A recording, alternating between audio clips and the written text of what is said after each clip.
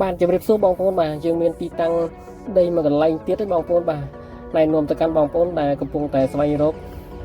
ដីនៅក្នុងទីក្រុងភ្នំពេញបងប្អូនបាទទីតាំងដីនេះនៅជិតសាលាសង្កាត់គោលការណ៍តែម្ដងបងប្អូនបាទគឺនៅក្នុងខណ្ឌព្រៃភ្នៅរាជធានីភ្នំពេញដីហ្នឹងមានទំហំ25ម៉ែត្រគុណដោយ82ម៉ែត្របងប្អូនបាទគឺថាធំណាស់អាចនឹងធ្វើឃ្លាំងបានបើសិនជាបងប្អូនមានតម្រូវការអាចតាក់ទងមកកាន់ពួកយើងក៏ដូចជាសេលវីដេអូនេះទុកមួយបងប្អូនបាទពេលបងប្អូនត្រូវការពេលក្រោយៗគឺអាចស្រាវជ្រាវរកតែមួយផ្លែតនឹងឃើញណាសូមបញ្ជាក់បងប្អូនថាដីហ្នឹងគឺមានទំហំផ្លូវហ្នឹង12ម៉ែត្រ